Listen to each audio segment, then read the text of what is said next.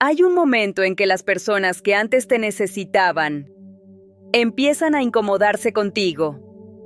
No porque hayas hecho nada malo, no porque hayas cambiado para peor, sino porque algo en ti se asentó de una manera que ellos no entienden. Y lo que no se entiende, asusta. Jung llamó a esto la emergencia de la hechicera, y en este video vas a entender exactamente qué es ese arquetipo, por qué tu transformación afecta a los que te rodean sin que hagas absolutamente nada, y cuál es el error más frecuente en esta etapa, que ningún canal nombra con honestidad. Pero quédate hasta el final, porque hay una sombra en este arquetipo que se disfraza de poder, que parece sabiduría desde fuera, y que por dentro funciona exactamente igual que lo que intentabas dejar atrás. Es el error que más frecuentemente hace que las mujeres pierdan el arquetipo justo cuando más cerca están de integrarlo. Y si no sabes reconocerlo, puede estar ocurriéndote ahora mismo. Empecemos por lo que la hechicera no es, porque en los comentarios de este canal aparece una y otra vez la misma pregunta, formulada de distintas maneras. ¿Por qué tiene que llamarse bruja? ¿No puede ser algo mejor? Y la respuesta de Jung sería esta: el nombre no importa. Lo que importa es la función psíquica que describe. La palabra bruja, hechicera, maga, ha sido usada durante siglos para nombrar exactamente a la mujer que no podía ser controlada. No la mujer violenta, no la mujer destructiva. La mujer que simplemente había dejado de necesitar el permiso de nadie para saber quién era. Eso asustaba entonces. Eso sigue asustando ahora. Y por eso el nombre lleva tanto peso. Jung lo sabía. Y cuando eligió este arquetipo para describir una función psíquica real, no lo hizo por romanticismo. Lo hizo porque era el término más honesto para nombrar algo que el mundo lleva siglos intentando silenciar en las mujeres: la capacidad de transformar, no a los demás, a una misma, y que esa transformación irradie, sin esfuerzo, porque la hechicera no es la mujer que aprendió a poner límites. Eso es la reina. No es la mujer que integró su sabiduría interior. Eso es Sofía. No es la mujer que dejó de darlo todo sin recibir nada. Eso es la gran madre que despertó. La hechicera es la mujer que descubrió que su transformación tiene efectos en el mundo que la rodea, que cuando ella cambia, algo a su alrededor también cambia, sin que ella haga nada, solo con lo que es. Y eso, para muchas personas en su vida, es lo más amenazante que han visto nunca. Antes de seguir, necesito hacerte una pregunta, y te pido que la sientas, antes de pensarla. ¿Cuántas veces esta semana fingiste que algo estaba bien, cuando tu cuerpo te decía exactamente lo contrario? No me refiero a una situación dramática, me refiero a los momentos pequeños. La conversación donde sonreíste, aunque algo en ti se cerraba. El plan que aceptaste, aunque una parte de ti ya sabía que no quería ir. La pregunta que no hiciste porque anticipaste que la respuesta te iba a costar más de lo que podías pagar en ese momento. Eso no es debilidad, pero tampoco es la hechicera. Eso es la sombra, todavía activa. Y reconocerla es exactamente el primer paso de lo que vamos a ver hoy. Jung identificó señales muy específicas de este arquetipo activándose, y te pido que las escuches sin juzgarlas, porque algunas van a sonar a cosas que quizás has interpretado como problemas. La primera señal es que tu presencia ha empezado a afectar a las personas de maneras que no puedes explicar del todo.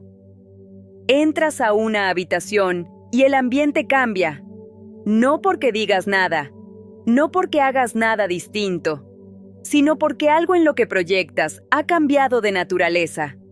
Algunas personas se sienten atraídas hacia ti de una manera nueva, más intensa.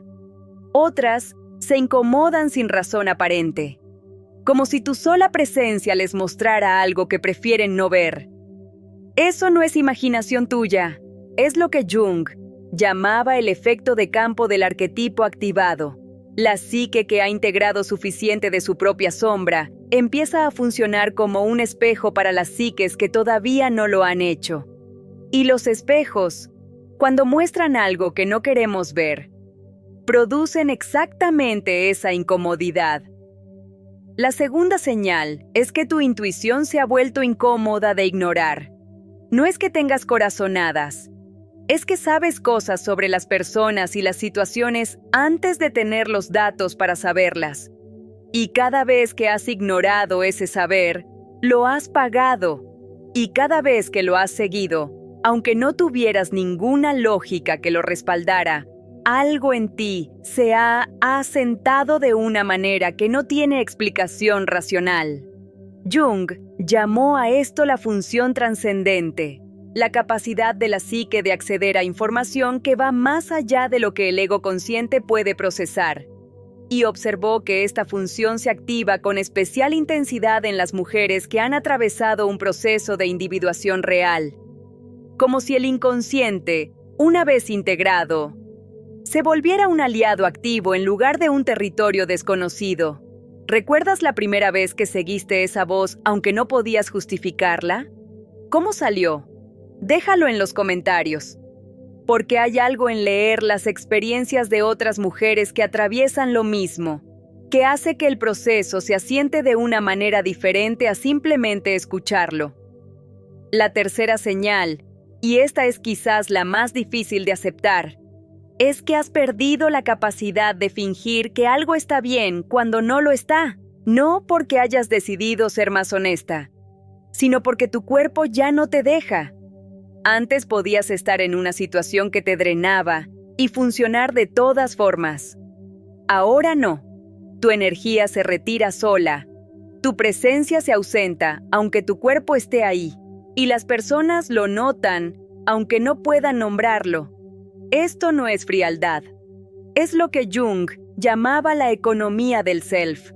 La psique que ha aprendido lo que la nutre y lo que la drena, y que ya no tiene la capacidad de engañarse sobre la diferencia. No es una decisión, es una nueva forma de funcionar que llegó sin que la invitaras, y que ahora no puedes desactivar aunque quisieras. Quiero que imagines algo. Llevas años siendo agua, tomando la forma del recipiente que te contenía, la pareja, los hijos, el trabajo, las expectativas de los que te querían, las necesidades de los que dependían de ti. El agua no decide qué forma tener. El agua simplemente llena el espacio que se le da. La reina fue el momento en que el agua descubrió que tenía bordes, que podía decir hasta aquí. Sofía fue el momento en que el agua descubrió su propia profundidad, que había partes de ella que ningún recipiente había llegado a tocar. La Gran Madre fue el momento en que el agua entendió que llevaba tanto tiempo llenando recipientes ajenos, que había olvidado que también necesitaba ser contenida. La hechicera es el momento en que el agua descubre que puede ser vapor, que no necesita recipiente, que puede moverse de formas que el recipiente nunca imaginó, que puede estar en lugares a los que el agua nunca hubiera llegado, y que esa capacidad de transformarse de estado no la hace menos real, la hace más libre. Eso es lo que Jung veía en las mujeres que llegaban a este arquetipo. No las veía más frías, las veía más libres, no las veía más vacías, las veía más enteras, porque habían dejado de necesitar que nadie les diera forma para saber qué eran. Ahora quiero contarte algo que Jung observó específicamente sobre el poder de la hechicera. Algo que explica por qué este arquetipo ha sido el más perseguido, el más distorsionado y el más malentendido de todos los arquetipos femeninos a lo largo de la historia. La hechicera no ejerce poder sobre, ejerce poder desde. Todas las formas de poder que el mundo reconoce y valida en una mujer son formas de poder sobre algo o alguien. El poder de la madre sobre sus hijos, el poder de la profesional sobre su campo, el poder de la seductora sobre el deseo ajeno. Todos esos poderes requieren un objeto, alguien o algo sobre quien ejercerse. El poder de la hechicera no requiere objeto. Es un poder que emana de lo que ella es, no de lo que hace. Y eso es precisamente lo que el mundo no sabe cómo manejar. Porque no puede ser quitado, no puede ser negociado, no puede ser condicionado a que ella se comporte de determinada manera. No hay contrato social que funcione con este tipo de poder. No hay si eres buena, si eres servicial, si eres comprensible. Entonces te lo reconocemos. Porque este poder no depende de que nadie lo reconozca para existir. Jung lo documentó en sus notas clínicas. Las mujeres que llegaban a esta fase producían un efecto muy específico en las personas de su entorno, especialmente en aquellas que habían dependido de su energía de alguna manera. Esas personas intentaban, casi siempre de forma inconsciente, devolver a la mujer al arquetipo anterior, al que conocían, al que podían manejar. Lo intentaban con culpa, con la narrativa de que había cambiado para mal, con la incomodidad de decirle que ya no la reconocían, con la pregunta que duele más que todas: ¿es que ya no te importamos?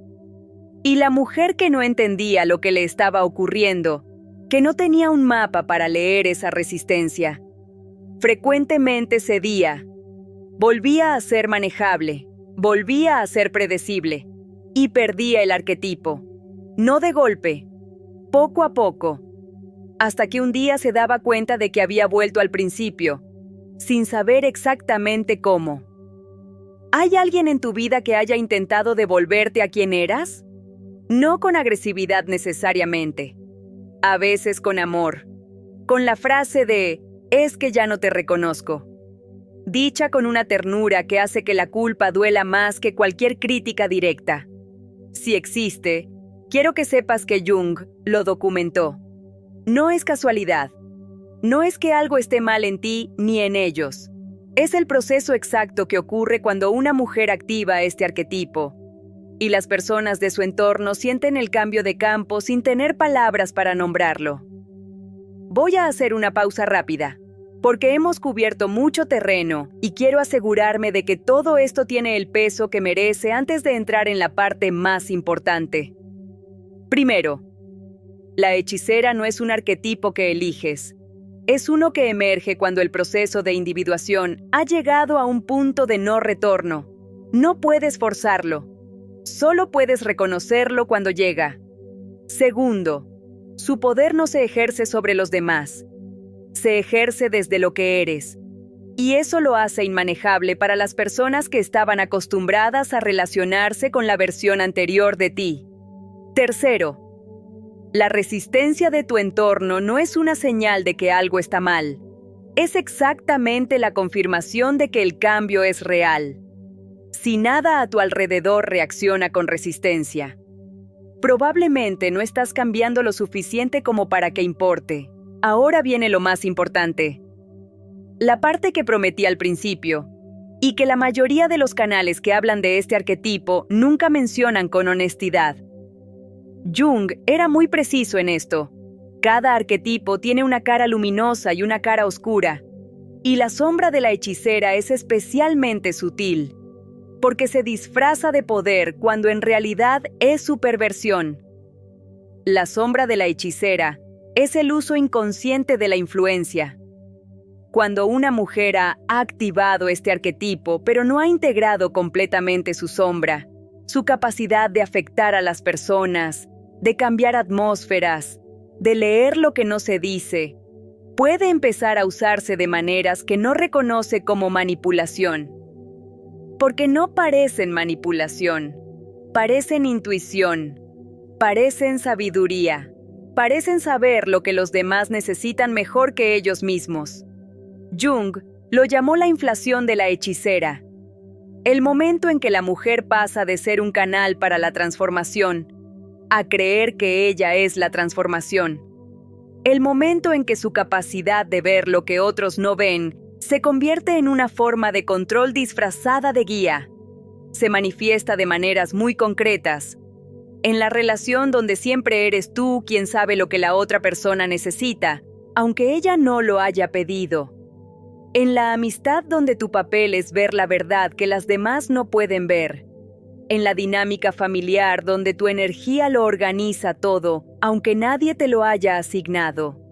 En la conversación donde tus palabras tienen un peso que va más allá de lo que dices.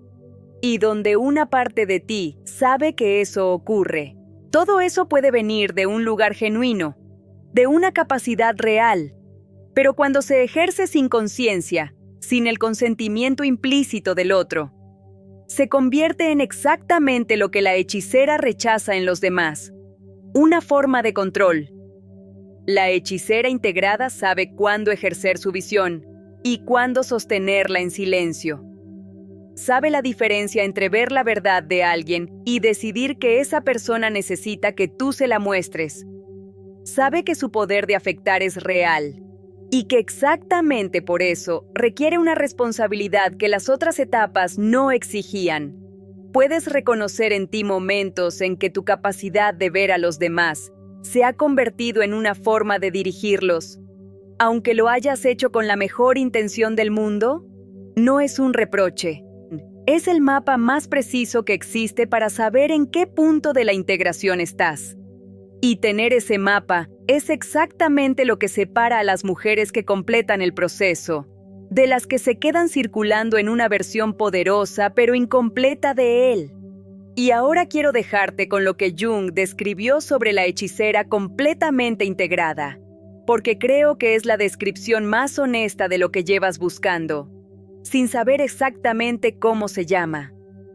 Dijo que la mujer que integraba este arquetipo completamente desarrollaba algo que en sus notas llamaba presencia sin esfuerzo. No la presencia que se construye, no la que se mantiene con disciplina, la que simplemente es, porque ya no hay nada en ella que esté en contradicción con lo que es. No actúa desde el miedo, no actúa desde la necesidad de ser vista, no actúa desde la urgencia de ser útil o necesaria o comprendida. Actúa, cuando actúa, desde una claridad que no necesita justificarse, porque se sostiene sola. Y lo que Jung observó en estas mujeres, lo que más lo impresionó en sus décadas de estudio, era esto: no irradiaban fuerza, irradiaban quietud, una quietud que no era indiferencia ni distancia ni frialdad. Era la quietud de quien ya no tiene nada que probar. Hay una diferencia muy grande entre esa quietud y la que viene del agotamiento. El agotamiento también parece calma desde fuera, pero desde dentro se siente como vacío. La quietud de la hechicera integrada se siente como suelo, como algo sobre lo que podrías construir cualquier cosa, porque no va a moverse. ¿Sabes distinguir en tu propio cuerpo la diferencia entre esas dos quietudes? La del agotamiento y la del suelo. Es una de las preguntas más honestas que puedes hacerte ahora mismo sobre el momento del proceso en que estás.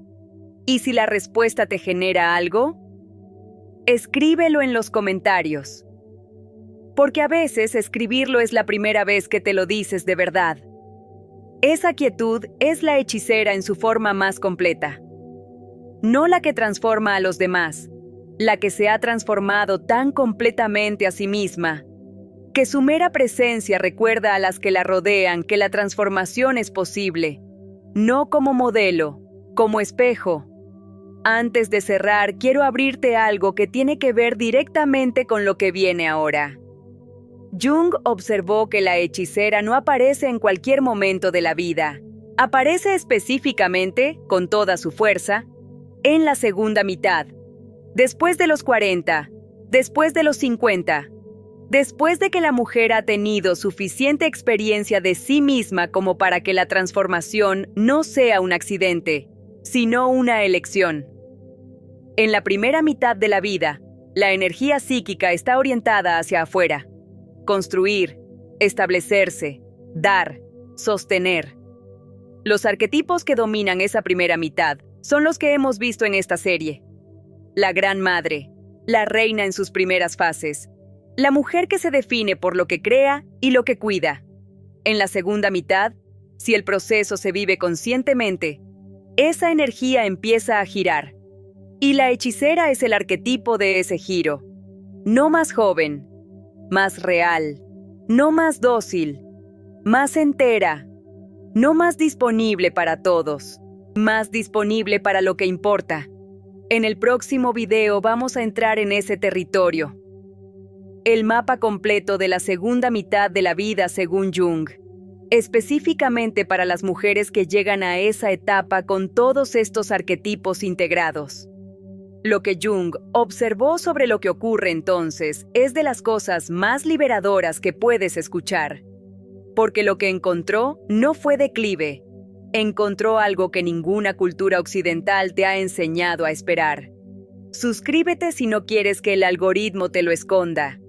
Porque este tipo de contenido no siempre llega a quienes más lo necesitan. Si llevas tiempo en este canal y has reconocido en ti el camino que hemos estado describiendo en estos 4 videos, en la Reina, en Sofía, en la Gran Madre, y ahora, aquí, quiero que sepas algo que Jung diría directamente. No estás al principio de este camino, estás en él. Y el hecho de que puedas reconocerte en cada uno de estos arquetipos, de que algo en ti sepa exactamente de qué estamos hablando sin que nadie te lo haya enseñado, es la señal más clara de que el proceso ya está activo. No necesitas terminar de entenderlo para que sea real. Ya es real. Ya está ocurriendo.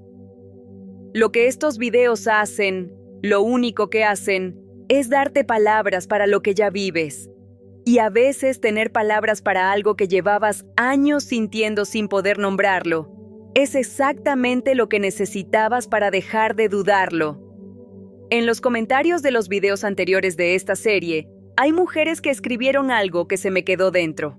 Mujeres que dijeron que llevaban años sintiéndose raras, diferentes, como si algo en ellas no encajara con el mundo que las rodeaba. Y que por primera vez, escuchando este tipo de contenido, entendieron que esa rareza no era un defecto, era el proceso. Si eso resuena contigo, escríbelo, no para mí, para ti.